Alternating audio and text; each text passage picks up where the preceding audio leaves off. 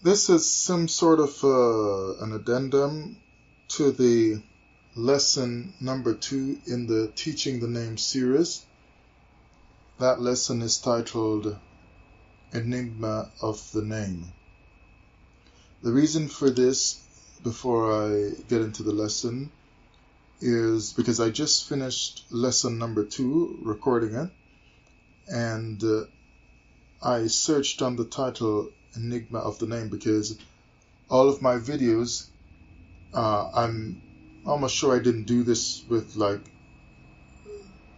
maybe the first couple of videos starting out, maybe 2 or 3 years ago, and on my other channel before this, didn't either. But for the most part, like 90% of my videos now, and always, I search on the title I'm going to use for my lesson, and I usually try to not use a name that someone else has used already in their teaching the lesson or a book by the same name, just to stay away from confusion, and of course to show that I'm thinking for myself. It's very important that people who listen to me get my perspective. I don't want to sound like everybody else, although things that I say have to sound like, because it's not like I'm from some other planet or something, right? We all read the same Torah, the same Bible, stuff like that.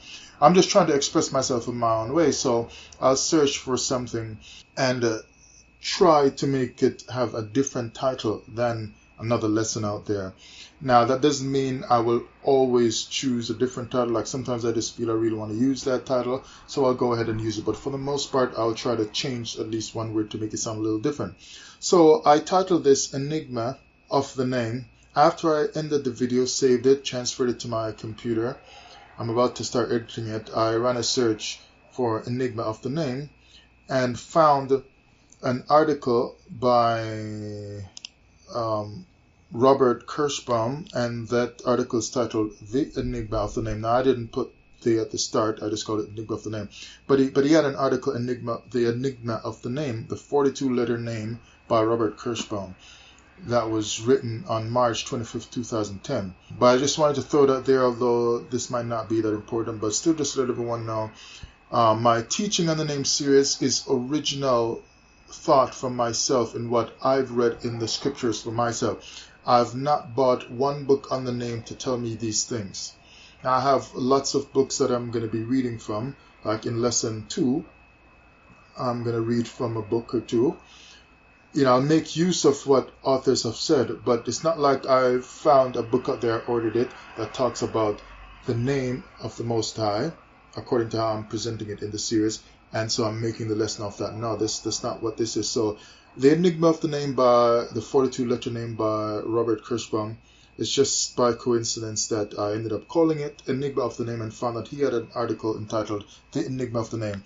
Of course, because I never knew of his article, I didn't read it prior to making my recording, but I've scanned through it now that I've ended the recording, and he is talking about the name of God, and it looks interesting, so I'm going to be taking some time to read it in the next couple of weeks.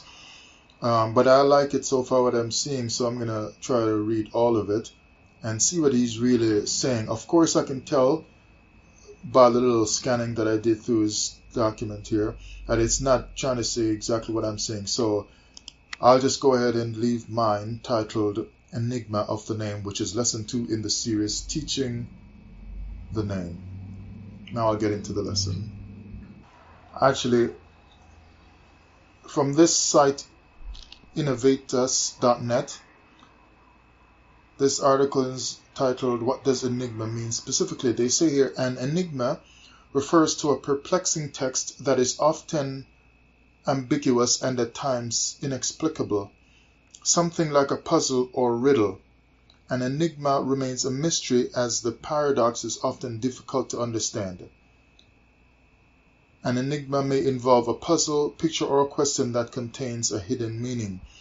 So I'm going to be dealing in the lesson with Exodus 3, 14 and 15, and I'm going to get into that same scripture in other videos down the line. But of course you can just kind of tell, if you know my style of teaching from the New Testament is Fake series and the Adams stuff I've been doing and so on, and Garden of Eden, that I'm questioning things from different angles. Almost like I'm trying to break it, right?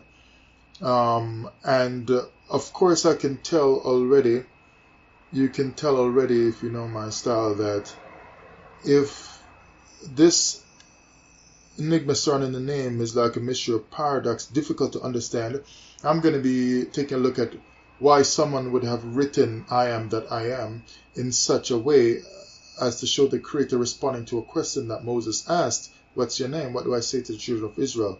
And leave the man puzzled, or if he's not puzzled because he went on telling them everything that God said and so on, as if nobody has a problem with it. And the Israelites didn't seem to have a problem with it. They're just like, oh, I am that I am, sure. Why not? Let's pack up and leave. But us today, we are having trouble. People are still writing books today about the name of God and still trying to teach some basic things like how it should be pronounced. After all these thousands of years, we don't know how to pronounce it? You're going to tell me, oh, it's because we lost the ancient Hebrew. The Creator made this whole world and so on and gave a book, the Manual of Life. And His name is in it, which is like the greatest revelation since creation. He gave that to Moses, and we lost that one name that is the key name that everybody who teaches this name say they're mistress to using it to unlock the secrets of the universe and all that. And we don't know what that name is or how to pronounce it. People are still writing books today. I just found another book talking about how to pronounce the name and the different variants of the name and so on. So you see the puzzle, the mystery to this name that's supposed to be the most important name in all of history. And we're struggling over the name, but the Creator, you tell me, made it very clear in Exodus 3:14 and 15 what His name is, and we're still fighting over the name. So I'm breaking from the traditional view of the name. I'm going to give you some things to think about. Lesson 2, let's begin. Hello everyone, this is Yalak, and this is November 26, 2017. This is the second lesson in my new series on the name of the Most High. I want to point out here in this second lesson that all my future use for the rest of this series of the three-letter word God is just based on, using it for backward compatibility, might I say, as God is a trick title or term to speak of the Creator, and I can just say here the way I feel it, that God is a religious term to speak of the Creator, and that God, being a religious term, is actually anti-religious, so that religion then owning the term God means to me that religion is anti-religious. Because how can you use the term God to speak of the Creator as if that is His name and that's how you approach Him and so on? So what that means to me is that the world has been given a sort of introduction to the Creator in a religious manner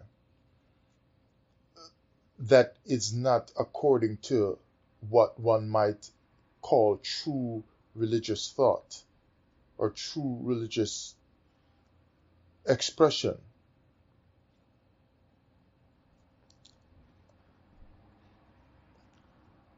I will talk about the word God in future videos, but of course, I'm trying to say right here that the Creator is not God the way that we have been told that He is.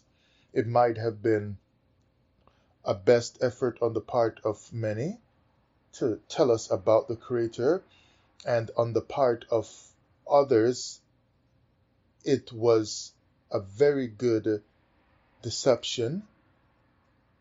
So some people think he is God and teach him or it as being God because that's what they really believe from what they've taught and figured out and so on.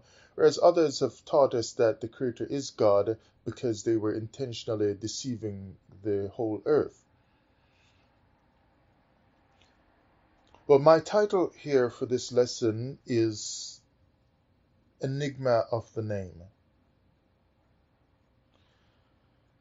And look at the word enigma, and from Collins English Dictionary, it deals with enigma. As a noun, it says a person, thing, or situation that is mysterious, puzzling, or ambiguous.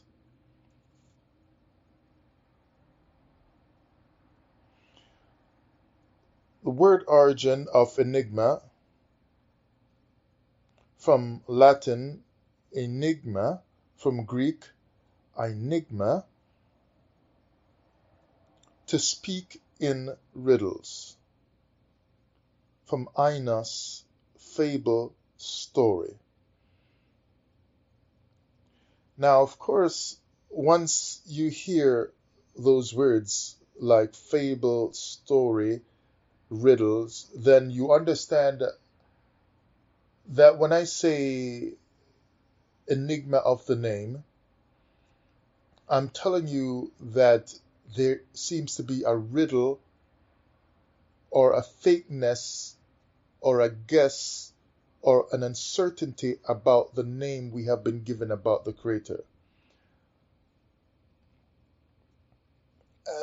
Many say his name is Yah or Yahweh, and they will read it to you from the scriptures, and they don't even have to go through like a half an hour, 20 minutes worth of digging into many verses to prove to you that that is his name in the Bible or in the Torah.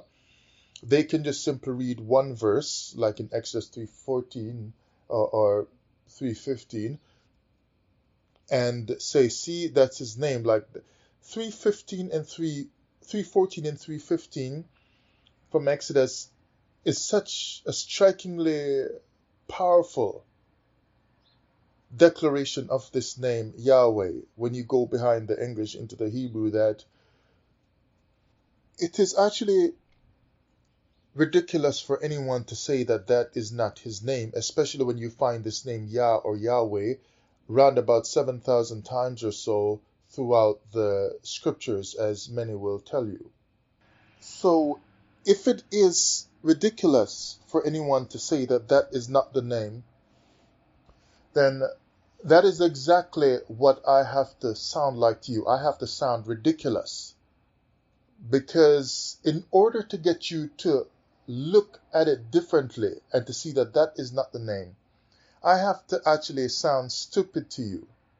And that is very pleasing to me.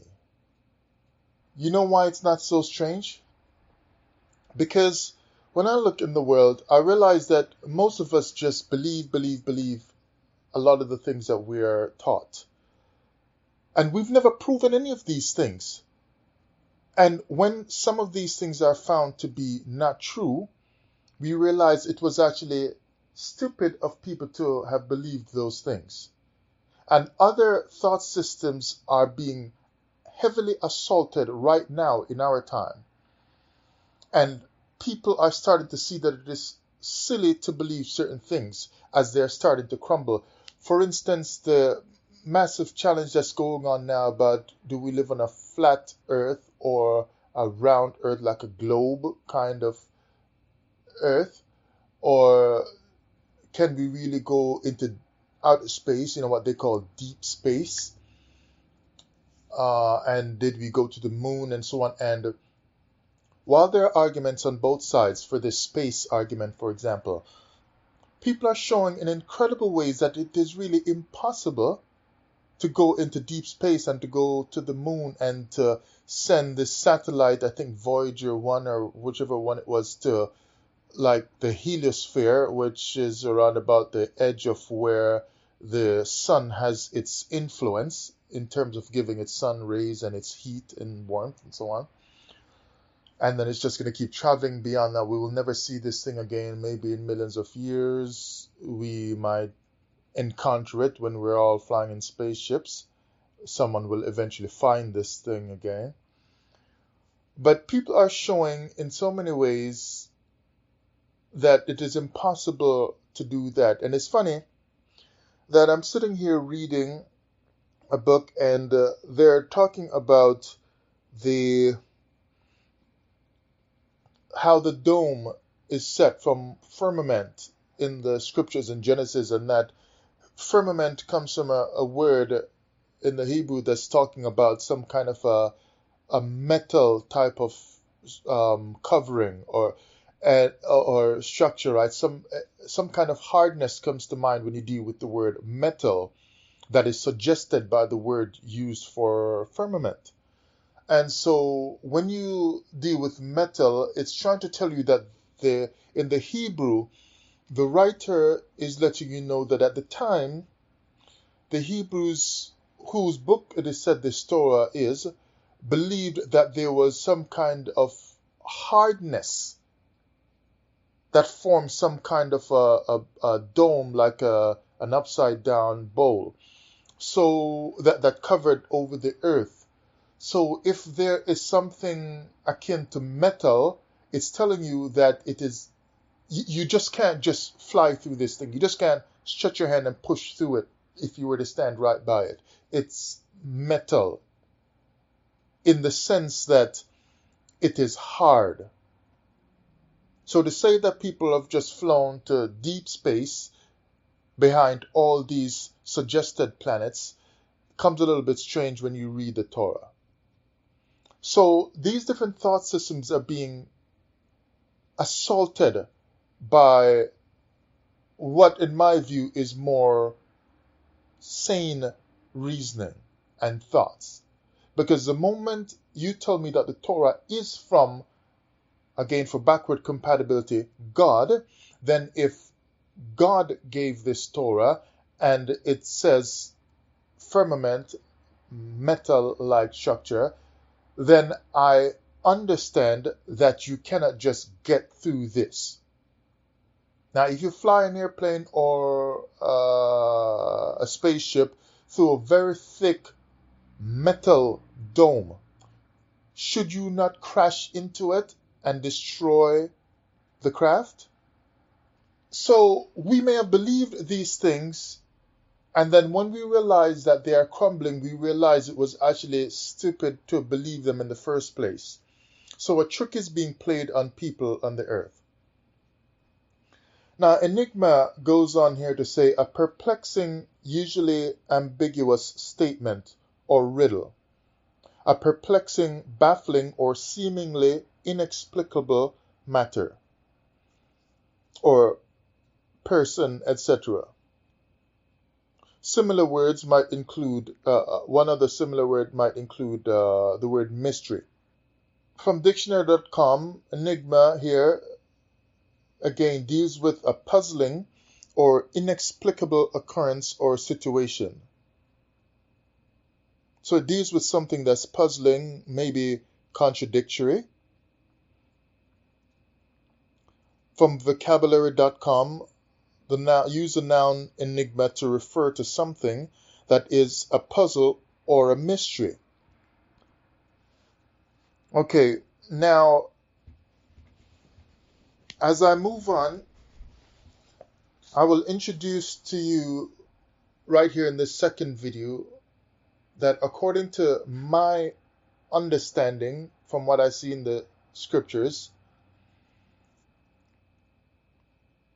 the name of the God of Israel or of the Creator is not Yah and Yahweh, but his name is actually none of these single or compound word type of names that we use as proper names.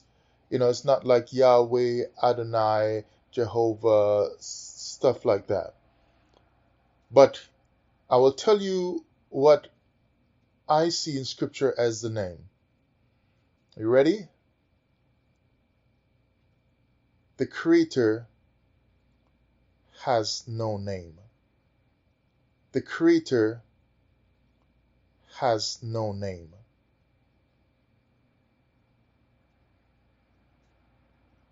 When I say the Creator has no name,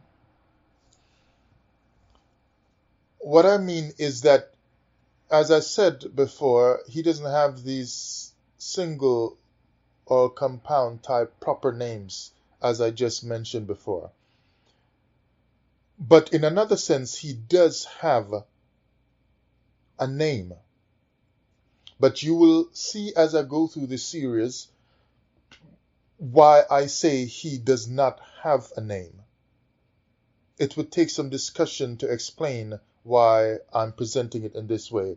But in general, throughout the whole series, you should understand that what I really mean is the God of Israel doesn't have a name. His name is certainly not God, just using God for backward compatibility again with the religious system of the earth that tries to tell everyone in their religions, pretty much, most if not every religion has a name for their God. God does not have a name. This is the reason why in any religion that you have heard of, and I've studied probably about 500 religions, not in depth, but to get a brief understanding of them, I've done about 500 religions throughout my life. Studied them, I mean, not to be a part of them, of course. And what I note is that usually religions have their own name or names for God. So one religion may have one name for their deity, but other religions may have multiple names. And you'll hear the word pantheon. So they sometimes one name is just a blanket or umbrella name for the many names that they have for that deity. But these different religions will usually have different kinds of names. Sometimes the names are similar, and sometimes a couple religions might share the same God, but just call him by a different word because their language just has, they have a different word in their language for their God. So, or for the title that they're using. So you see, like in English, we might say God. In the Hebrew, you might see Elohim. In Arabic, you might see the word Allah. This is all God. It means the same thing. It's just in a different language, in a different tongue. So when you are cursing Allah, you're cursing Elohim from the Hebrew Bible. It's just that he's given a different name, and usually different doctrines will be attached to the worship of him in that other culture or religion. And then when you look at their religion, they're calling the same God but just in their language, and you start to tell them how wrong they are when just because they've attached a few other different doctrines. Now let me read Exodus chapter 3 and verse 4, because with the series like dealing with the name, I should have probably read Exodus 3:14 from the first lesson, because I know many of you are eager for me to get into Exodus 3:14 and 15 and dig into it and so on. As you can tell from the first lesson, I'm going to approach this the way I'm going to approach it. It's going to make people think, right? And then in the end, you're still going to say, let's stone this guy. I mean, he could be right. We don't know, but he could be right, but we still got to stone him. Because he's ruffling the waters too much. He's going to capsize this boat here.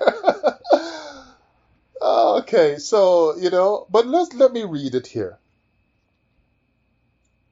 Exodus 3:14 and 15. And God said unto Moses, I am that I am. And he said, Thus shalt thou say unto the children of Israel, I am hath sent me unto you.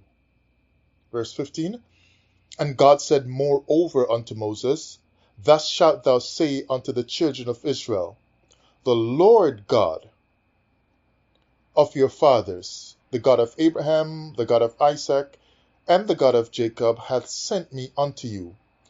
This is my name forever, and this is my memorial unto all generations.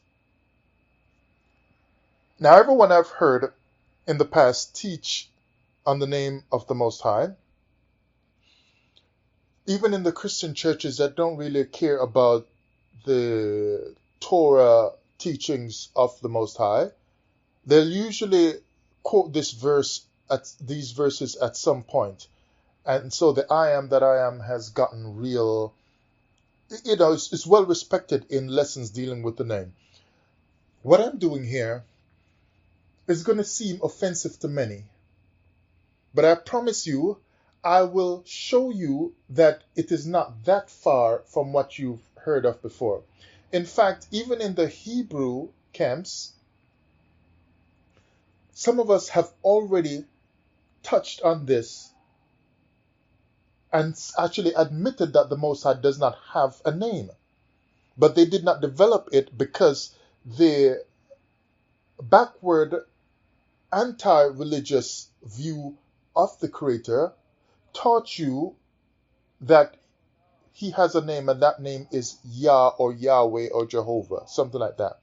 So every time we kind of tap into the truth of the Torah, we shift quickly to ending with his name being Yahweh. But no one went on to develop it because the deception was so strong that we just couldn't break out of it. Mentally, we could not escape the trap, the religious trap. So that religion is the trap that taught you about God, taught you how to think about God. So if religion is that trap, then while you are thinking about God or the Creator, you just don't realize that you are in a trap. Now, I'll read from this book as I continue to talk about the enigma of the name, the puzzle of the name. This book, titled The Book of Beginnings by Henry M. Morris III, and I'll read from page 32, the second paragraph, subtitled, Is the Universe Eternal? It reads, All of the creation stories other than the Genesis record suggest that there was eternal matter in some form. Some think that the primeval form was water, while others speak of various eternal quote-unquote gods or forces of some kind. Modern naturalistic science tends to embrace talk about an unimaginably dense speck, some form of maybe hydrogen mass energy, from which the present universe formed after this speck exploded. And stuff like the Big Bang comes back to mind right there. Of course, no one really knows if that is so. But something has to be the source from which all that exists originated. And it's kind of funny, because as I read that this morning, I thought, yeah, they're telling us some little amoeba split and some cells started to multiply themselves and create this and that, or the Big Bang happened and explosion and so on. So it really is letting us know that before there was anything, there was something that was able to split or merge together or explode. So to say in the beginning there was nothing makes one really wonder what is being communicated. Because how can something explode if there was nothing to explode and no conditions to cause explosion? And those conditions would have had to be caused by something or someone, some kind of entity, some kind of presence.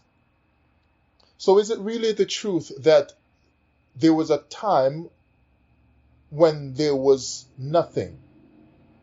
But as he mentioned here in the first sentence of the paragraph, all of the creation stories other than the Genesis record suggest that there was eternal matter in some form. So in the dateless past, he spoke as what the Torah tells us, and things happened. And what comes back to mind is Psalm 33 verse 9, for he spake and it was done. He commanded and it stood fast.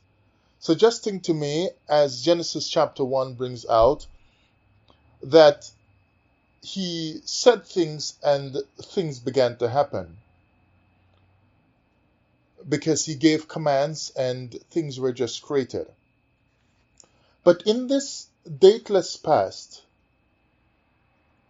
that we call eternity, why would the Creator have a name? What was his name at that point? And Solomon asked, what was his name, his son's name, if thou canst tell, and so on. This is going to make one of the lessons in the future. So I'm not going to deal with it here much, but just to ask the question. Before anything was created, before Genesis 1, and God said, let there be. Why would the Creator have needed the name Yahweh? Why? Think about that until the lesson comes up dealing with that question. But it would seem to me that no name would have been necessary at that point. So to say, this is my name forever and this is my memorial forever and so on, suggests to me something unchanging. This forever would mean to me that there was never a point that he was not known by this name, and there never will be a point in the future where he will not be referenced by this name. Because if he does not change, as scriptures will tell us, how can something as pivotal as his name cease to exist at one point or begin to exist at a certain point? If he is giving his name to Moses right there because Moses didn't know it or Israel didn't know it or somebody else didn't know it, he would not have been giving a new name, but rather he would have been giving the name that he was always known by. The question I want to ask you is, who knew him by Yahweh before Genesis 1? Now I want to read from another book. This book is Reader's Digest, ABCs of the Bible. Intriguing questions and answers about the greatest book ever written. This page, titled In the Name of God, is on page 39.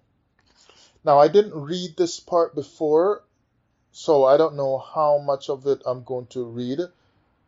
So I'll just read, and then when I feel to stop, I'll stop. But it's not a lot because about half the page is taken up by pictures, by 2 pictures. So, it's not a lot. Anyway, in the name of God, it goes on here to say, and by the way, one of the pictures, well, actually, both pictures have the tetragrammaton in the modern Hebrew letters, the Yod, He, Va, He. And the second picture, close to the bottom of the page, have the tetragrammaton in the middle of a circle with what looks to me to be some kind of a fire and cross and cloud and smoke and so on around it all. And the circle kind of, well, that circle to me is only, to me, doesn't, it's not a serpent, but it just reminds me of a serpent and reminds me of other things which I'll have to mention in later videos. But for now, let's just say it is a circle that runs around the name Jehovah or Yahweh, and that same circle also runs through the, what do you call this now, the, what they call the Star of David, that famous so-called Star of David, which has nothing to do with the Creator / the God of Israel. For backward compatibility, again, I'm calling him the God of Israel, because he really, by the time you get through just maybe only half a dozen of these videos in this series, you're gonna realize that, you know, I'm really making my point, my case for saying he's not the God of Israel. God is an anti-religious way to speak of the Creator. So that religion is giving us anti-religious views of the Creator.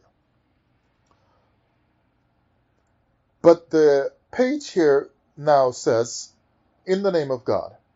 When God called to Moses out of the burning bush, sorry, I know this is kind of choppy. I didn't plan this second lesson. It was supposed to be a different lesson for the second lesson. But let me read the little caption under the first picture on this page first.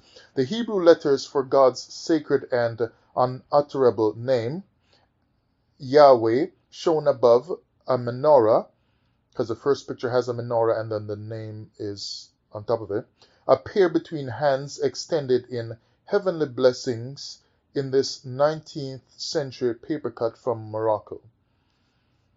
But anyway, notice that they say the Hebrew letters for God's sacred and unutterable name, Yahweh, but they still utter it on paper, and it is uttered through the scriptures, and it is uttered in the Hebrew as well. And people say the name Yahweh. Now, did God tell any Hebrew or Moses, who some say wrote the Torah, that his name is unutterable? That seems to me to be a strange idea. Who did this instruction come from, man or God? Because if God tells his name Yahweh, but it is unutterable, why did he say to Moses, thus shalt thou say? In other words, he's saying, thus shalt thou utter. How do you utter an unutterable name? Right away, I don't need to go through the series reading 20 more verses to show that this whole idea of the unutterable name of the Creator being Yahweh is Yahweh. It just simple reasoning lets you know that is a silly idea. Really. And while I'm doing this series, I'm not meaning to bash on the Hebrew teachers and Hebrew camps and the Hebrew movement itself, or on the religion of Judaism and the rabbis and so on, as I will have to mention some of their thoughts and their teachings, which all of us learn from, including myself. So Hebrews want to make it look like they don't. No, we're all studying from the same Torah. And I don't mean also to bash against Islam and so on, as I may have to say at some point. Actually, I will have to talk about what goes on in Islam as far as the name is concerned and so on, or any other religion, probably mainly the the Eastern type religions that want to give you a particular name and so on. I'm not meaning to hit out and bash against any of these religious thoughts or groups for the purpose of cursing them. It is just that in order to be straightforward to you, I will have to say stuff. And I already understand there's going to be backlash. People are going to curse me and however more. It's whatever else it's going to grow into because, you know, I mean, anybody you find who brings truth, and you're gonna decide whether or not I'm bringing truth after you hear a few of these videos, but anytime you find real truth coming into the earth in any uh, avenue of thought dealing with anything on earth, if there's been a long-standing deception, it's going to rock the boat. So you can understand here that by doing this, I'm really challenging conventional thought, dealing with the name of the Most High, mainly from the Abrahamic type religions, but it's going to let you know that all religions on earth that say this is the name of God, they're really misguided. But this name, Yahweh, could not be unutterable for the simple fact that it is impossible for it to be unutterable when so many before me, and I myself in this video, I'm uttering the name Yahweh. It is not unutterable in the sense that it is unpronounceable. It is not unutterable in the sense that you should not say it because Moses himself was told to say it. Look in, and Israel as well was told to proclaim the name of the Most High. So if the name is Yahweh, the Tetragrammaton, YHWH, as seen in Exodus 3:14 and 15, how can it be really unutterable when the Most High is telling Israel to proclaim it? Look at this in Exodus 33 verse 19. And he said, I will make all my goodness pass before thee, and I will proclaim the name of the Most High before thee, and will be gracious to whom I will be gracious, and show mercy on whom I will show mercy.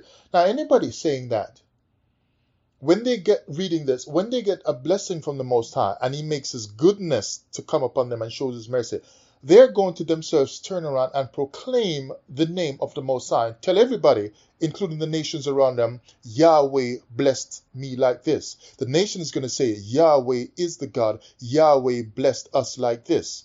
They're going to proclaim it. So it cannot be unpronounceable. Because if they don't say anything, the people from other nations are going to ask, well, who is your God that blessed you like this? We want in on this. At some point, they're going to have to tell in order to teach the name. Because if the blessings come from uttering the name of your God, at some point you're going to have to teach it for other people to utter that same name in order to connect with that God, no matter which religion you are in. Exodus 34 verse 5, and the Lord descended in the cloud and stood with him there and proclaimed the name of the Lord. Now, this Lord, Yahweh, does not want people to utter his name because it's unutterable, but he struts around all the time, every chance he gets, proclaiming his name before them in their ears. If you keep hearing a word all the time, like let's say you're trying to increase your vocabulary and you read 10 words, or let's say you read one word each day, a new word, all of a sudden you start hearing that word everywhere, and you will use it yourself, because you're trying to practice it. So the new thing comes into your mind, just like when you buy a certain car, all of a sudden you see that car everywhere. It just starts to multiply its knowledge. So if the Most High gives a new name that he never had from eternity, before Genesis 1, and he gives it to Moses on Mount Sinai, and then he comes around every moment he gets proclaiming his own name, Yahweh, Yahweh, Yahweh, I'm your God. You don't think the people are going to keep mentioning his name as well, Yahweh, Yahweh, Yahweh, and teach it to their own children as well? Of course. So how can it be unutterable?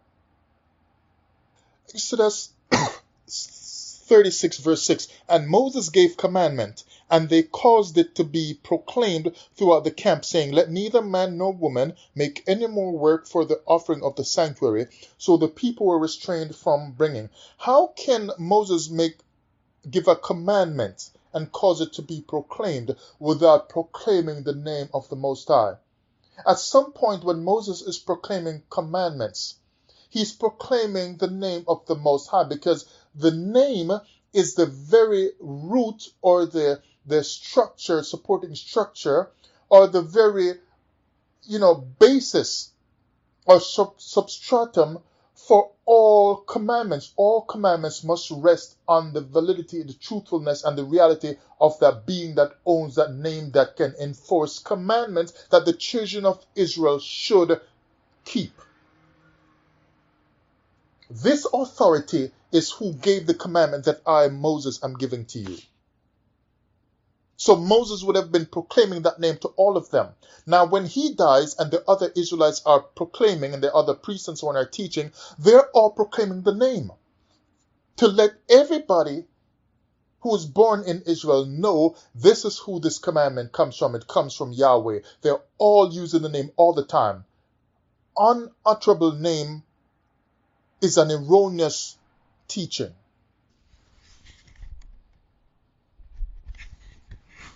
Isaiah 61 verse 1, the Spirit of the Lord God is upon me, because the Lord, Yahweh would have to be, hath anointed me to preach good tidings unto the meek. He hath sent me to bind up the brokenhearted, to proclaim liberty to the captives, and the opening of the prison to them that are bound. How can you proclaim this kind of liberty if the name is not invoked?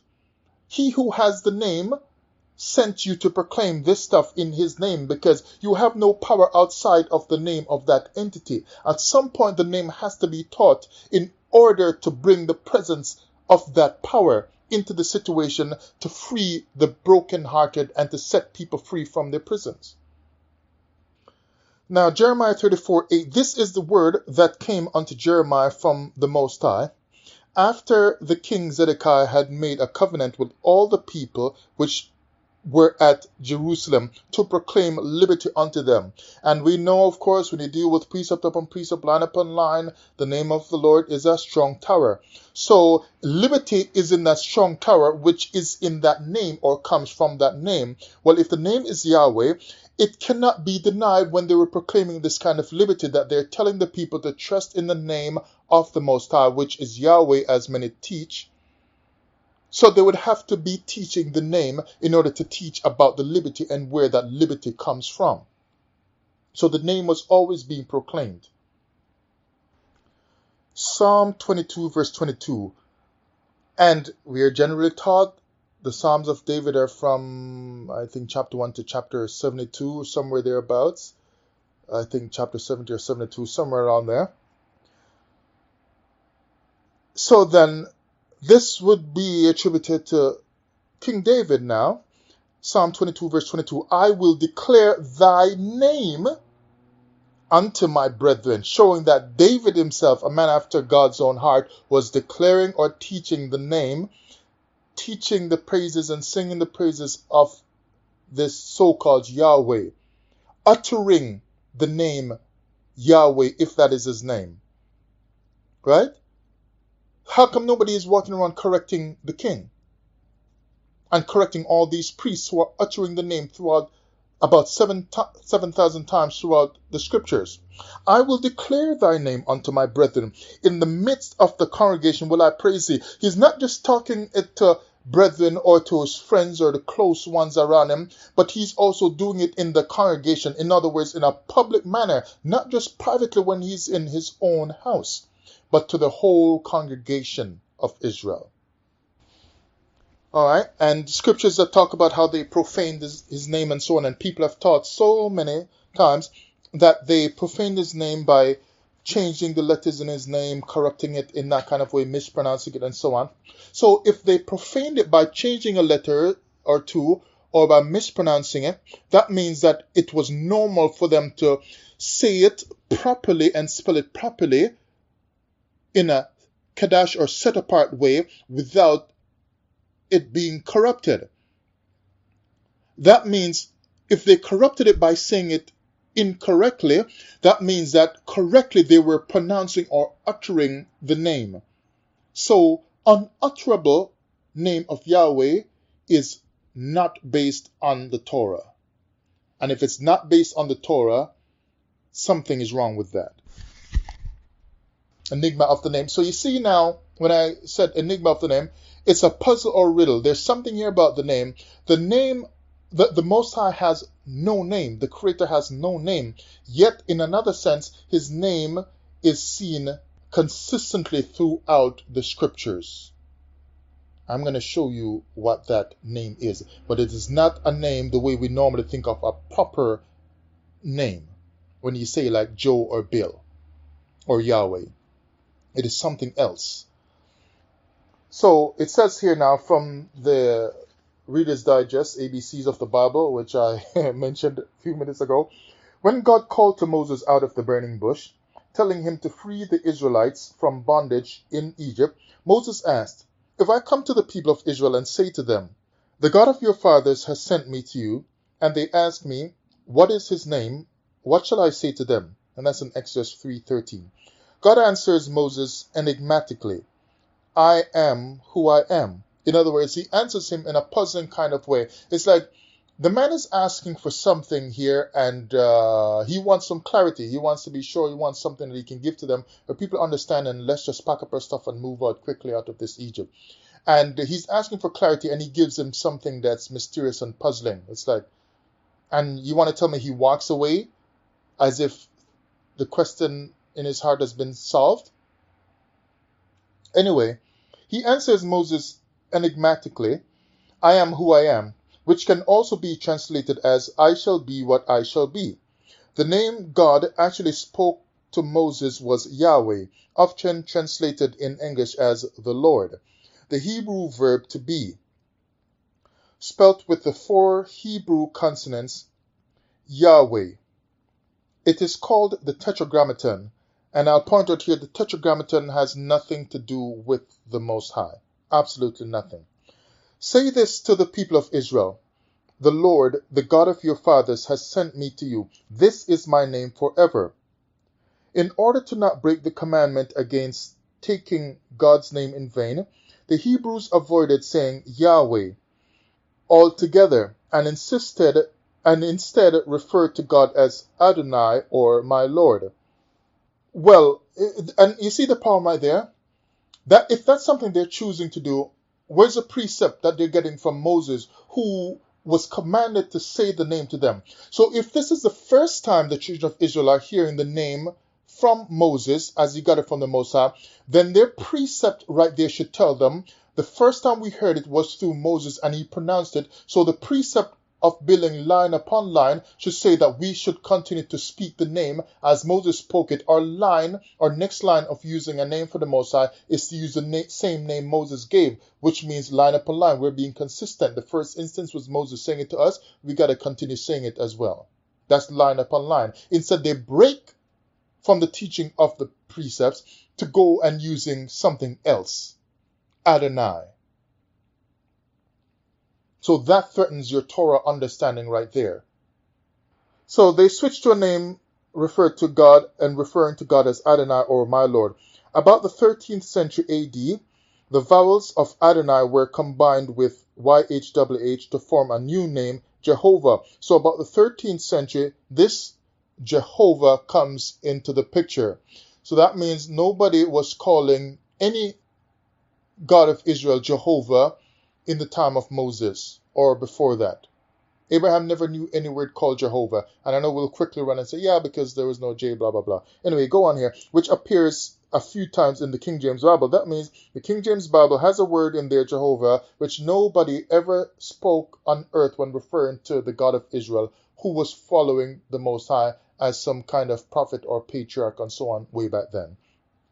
The simplest Hebrew name for God is El. It was a popular term for any deity and one widely used by the Israelites and their neighbors. So if El was a popular name, then you have to understand that Elohim is also going to be seen as coming from a popular name, which then means that Elohim is going to be under threat at some point in the series if I choose to go there, but I have to do a lot more studying on that. So I'm not going to give a serious challenge on Elohim. And as you will see that when I go through my series, it is not necessary to challenge Elohim because I need to leave that to more learned Hebrew scholars to do that. All right? But at least if El is the basis of Elohim and El was a popular name for deities in general, then is your set apart God of the Hebrews, who calls himself the God of the Hebrews, not the God of other nations and so on, going to have a popular title that is dealt with by any nation, period? Think about that. Anyway, in the Hebrew Bible, El is often modified by a second word. El Shaddai, for example, means God Almighty, and El Elyon means God Most High, the most common name for God. However, is the plural term Elohim, suggesting that God in his majesty represents all aspects of divinity. The trick that we have with some of these terms like Elohim is that it is so, I don't even know the word to use, but it is so well interwoven into the scriptures that it is very easy to see that as some kind of term that deals with the creator alone, because Elohim seems to speak of such great majesty. It is so magnanimous in what it is trying to communicate that it could only be the creator. So many people will accept that, but some people have a problem with the term Elohim. When I look at it one way, Elohim seems great. When I look at it another way, Elohim seems like it has a problem. But like I say, I don't have to focus on that necessarily, but I will certainly touch on it throughout the series. But this lesson here, Enigma of the Name, of course, you're starting to see that I'm trying to come at this name from a different angle. The Most High, as I've pointed out, has no name. That then means I will go on to building a case for the Creator having no name, which would then mean we have all the earth, we have been given the name Yah or Yahweh, Jehovah, and so on, and Adonai, El Shaddai, and so on. We've been given those names as distraction. And when I teach this series of teaching the name, I'm trying to make this new channel from a different online service provider outside of YouTube, just to kind of show I'm doing something different here. I'm trying to reach out to everyone on earth, no matter which religion they are in, right? And no matter which denominations and so on, even in the Abrahamic faith. So I'm not saying I'm speaking just to Hebrew Israelites. I'm speaking to every Jewish person, every person in the Muslim religions, the different variants of it, and every Eastern type religion, anywhere you are. Whatever you think God is, I'm letting you know God does not have a name. But of course, I'm coming from a Hebrew perspective. So I'm not trying to hate on any one religion and so on. I'm trying to get you to see something, especially for those of us who read the Torah. I'm trying to get us to see that maybe we should look at this whole teaching of God's name being Yahweh and being unutterable. We should look at it as being incorrect. The name of the Most High is an utterable name, but it is not Yahweh or Jehovah or Yah or Adonai and so on, because the Creator has no name.